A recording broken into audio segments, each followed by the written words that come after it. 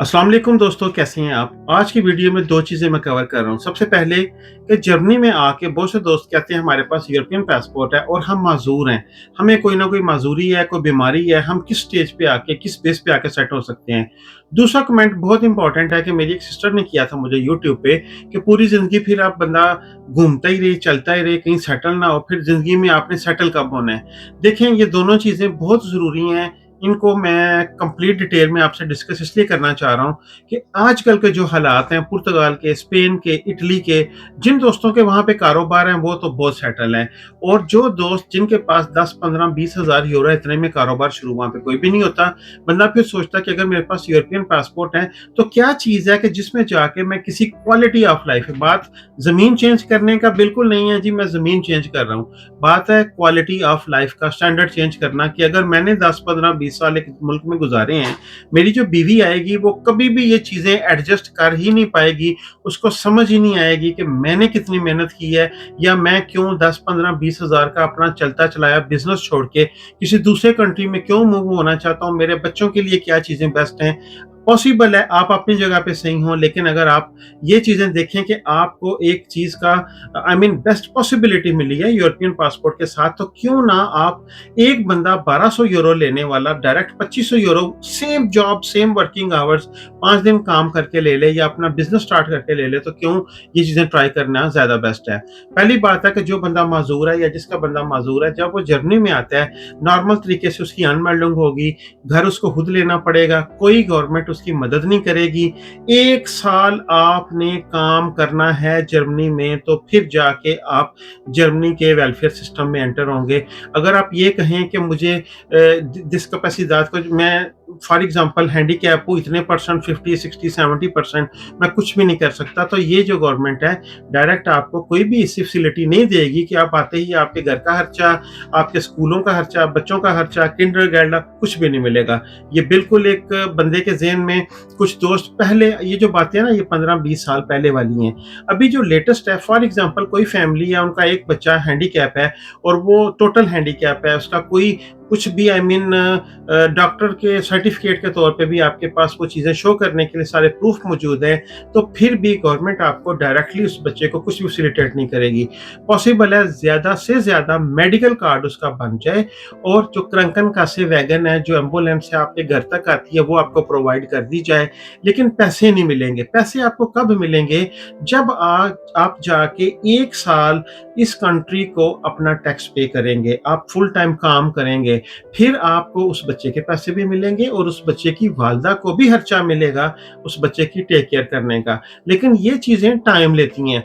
अगर डायरेक्टली मैं as a handicap person आ जाऊँ, या मुझे किसी भी तरह की माज़ूरी है और मैं ये सोच रहा हूँ कि मैं जाते ही जर्मनी के वेलफेयर सिस्टम में एंटर हो जाऊँगा, तो ये बहुत बड़ी गलती है। बल्कि आप परेशान होंगे, आपको कोई लैंग्वेज नहीं आती होगी, आपकी कोई हेल्प करने वाला नहीं होगा, आपको कहीं से भी कोई पैसे मिलने के चांसेस नहीं होंगे, आपको कहीं से जॉब नहीं मिल सकेगी, तो उल्टा आप मुश्किल हो जाएँगे, और बाद में फिर आप ये कहेंगे कि यार मैंने तो फलाँ की वीडियो देख के ये स्टेप लिया। लेकिन ये वो बातें हैं जो रियलिटी हैं। अब सेकंड बात पे आते हैं। सेकंड बात ये है कि मूव करना क्यों ज़रूरी है? क्वालिटी ऑफ लाइफ, ये हमारे पास ज़िंदगी के 60, 70, 80 साल होते हैं। एक एक नॉर्मल लाइफ, जो एवरेज लाइफ है, वो 70 साल तक आप ले लें। आप 18-20 साल की उम्र से पाकिस्तान निकले, 20 साल आपने पाकिस्तान में छोड़ दिए, क्या मिला पाकिस्तान से वो आप बेहतर जानते हैं।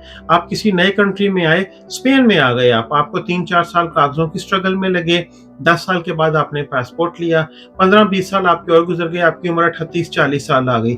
अब 40 साल की उम्र तक जो आपने धक्के खाए हैं ना, वो कोई बंदा यहाँ पे बैठ के वीडियो बना के आपको बयान नहीं कर सकता। आपको पता है कि मैंने यहाँ पे क्या करना है, आपको पता है मेरी मोबाइल्स की दुकान है, मेरी ज़ाती खुद मोबाइल रिपेयर की दुकान थी स्पेन में, तो मेरे बच्चे उसमें इंटरेस्टेड नहीं हैं, they want to study more. और स्टडी मोर का क्या मकसद है कि अगर उनको ऐसी स्टेज मिल जाए कि वो स्टार्टिंग में ही स्किल सीख लें, हाउस बिल्डिंग वाली साइड पे आ जाएं, फॉर्मेशन प्रोफेशनल जो हम स्पेन में कहते हैं वो आ जाएं। अब फॉर्मेशन प्रोफेशनल करने वाला बंदा जो 3 साल स्पेन में जाता है कोर्स करने, उसको भी आपको पता है कि जो फॉर्मेशन प्रोफेशनल है वो भी 2 साल की पहले, और बाद में जो सुपेरियर है, वो भी 2 साल करके 4 साल। अब 4 साल आपको कोई पैसा नहीं बच्चे को मिलेगा। जर्मनी में अगर आपको आईटी की हॉस्पिटल में मिल जाए 800-900 यूरो बच्चे को पहले महीने से मिलना शुरू हो जाता है। बाद में वो मिनी जॉब कर सकता है और उसके बाद जब वो अपनी डिग्री खत्म करता है, डिप्लोमा खत्म करता है, तो उसके सर्टिफिकेट की जो वैल्यू है जर्मन मार्केट के हिसाब से वो मिनिमम 4000-5000 यूरो ब्रूटो की लेवल का बंदा बन जाता है।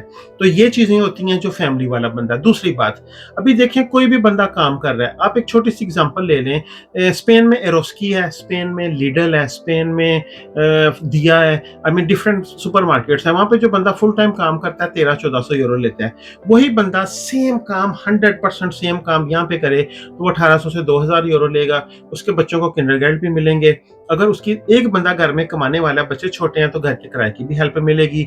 और ये वो सारी चीजें हैं जो लीगल हैं। ये सुनने में बड़ी आसान लग रही हैं, लेकिन नए सिरे से आके एडजस्ट होने में, सारी चीजों के सिस्टम में एंटर होने में टाइम लगता है। कोई बंदा, कोई इदारा आपको आके पहले दिन में आके एडजस्ट नहीं करेगा। पहले दिन से ही आपकी सारी एप्लीकेशंस जो है वो एक्सेप्ट नहीं कर लेगा। काम करना जरूरी है। 1 साल आपने लीगल यहाँ पे फुल टाइम काम करना है।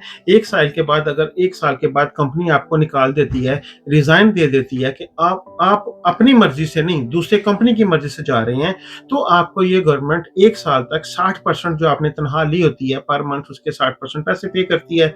साथ वो आपसे कहते हैं कि आपने हाउस बिल्डिंग करनी है कर लें, आपने जॉब करनी है कर लें, आपका जितना घर का खर्चा वो मैनेज करते हैं। तो ये चीजें, मैं तो जिंदगी में अभी तक मुझे किसी तरह की किसी भी कंट्री से, अगर स्पेन में रहना हो ना तो पाइस वास्को में मैं रहा हूँ 10-12 साल, बिलबाओ वाली साइड पे, तो मैं फिर उस साइड पे चला जाऊँ। वहां पे 1500-1600 यूरो युदा मिलती है और वो पूरी जिंदगी मिलती है। 20-20, 25-25 साल से लोग ले रहे हैं।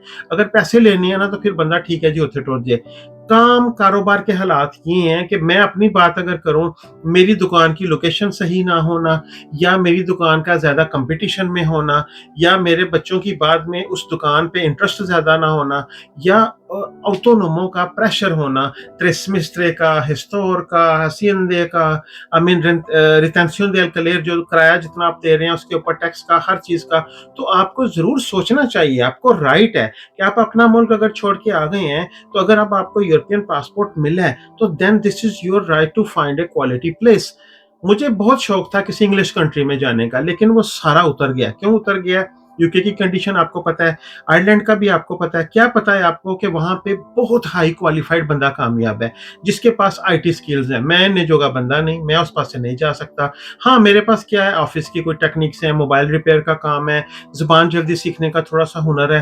तो जब आप ये काम कर लेते हैं, साल 1.5 साल मैं भी पैकेट होए ने, मैं भी पैकेट खींचते ने लोगों दे। फिर जब आके आप सिस्टम में एडजस्ट होते हैं, देखते हैं चीजें, उबर शाइन कर लें, उबर का लाइसेंस कर लें, कुछ भी ना करेंगे। अच्छा मुझे ये बताएं, स्पेन में उबर चलाने वाले बंदे की क्या कंडीशन है? यहाँ पे 6 दिन काम करके उबर का बंदा तकरीबन 3000 यूरो तक ले सकता है। ठीक है ना? और सदा एक जैसा काम नहीं है। 10-12 महीने तो काम ठीक रहता है, 2 महीने काम अच्छा भी नहीं है। पैकेट देने वाला बंदा जो है ना, यहाँ पे वो 2100 से 2200 यूरो हमारी कंपनी जो है ना उसमें ले रहे हैं। 2100 से 2200 यूरो नेटो। वीकेंड पे अगर आप चाहें तो कोई और काम कर सकते हैं, अगर ना भी करना चाहें तो आप अपना कोई ऑनलाइन काम कर सकते हैं। तो ये चीजें, ये क्वालिटी ऑफ लाइफ जो है ना स्पेन में थोड़ी मुश्किल है। और अभी जो इमिग्रेशन की वजह से वहां पे ट्रेंड बने, अब आप देखें 5-6 लाख बंदे ने भी काम करना है। अल्लाह पाक उनकी किस्मत अच्छी करे, नसीब अच्छे करे, रिजक हर बंदे ने अपना लेना है। लेकिन कंपटीशन ज्यादा होने की वजह से जो लेबर हजरात है, जो मजदूरी करने वाला बंदा है, उसके पास बहुत ज्यादा कंपटीशन है। प्राइसेस कम हो गई हैं। एक बंदा 700-800 यूरो ले रहा है तो मालिक कहाँ पे वहां पे आपको 1500 यूरो देगा? वो 700-800 यूरो ही अवेल करेगा। तो ये चीजें सारी सोच समझ के आप डिसीजन लेते हैं। बाकी किस कंट्री में जाना है, कहाँ जाना है, मैं कहूंगा कि यूरोपियन पासपोर्ट के साथ यूरोप में रहना ही बेस्ट है। उसकी वजह क्या है कि आपको डॉक्यूमेंट्स चेंज नहीं करवाने पड़ते। आप सेंट्रल दुनिया में रहते हैं। आप किसी भी कंट्री में बाय रोड भी चले जाएं, 2-3 घंटे की ड्राइव है। आपके पास ऑप्शंस ज्यादा होती हैं। मुझे बहुत खुशी है इस बात की कि आज जो स्विट्जरलैंड में हुआ है वो बहुत अच्छा दिन था। वहां पे आज उन्होंने वोटिंग करनी थी, जिसका पिछले 1 साल से डंडोरा पीटा जा रहा था कि 1 मिलियन पे 10 मिलियन पे आके हम अपनी आबादी को ब्लॉक कर देंगे, फिर नए बंदे नहीं लेंगे। अभी मेरे दोस्त हैं जानने वाले जो पैकेज डिलीवरी का काम करते हैं ज़्यूरिच में, वो 6000 से 6500 फ्रैंक कमाते हैं, जो कि यूरो में 7000 यूरो तक बनता है। मैं मानता हूँ वहाँ पे किराए ज़्यादा हैं, लेकिन कितने ज़्यादा होंगे?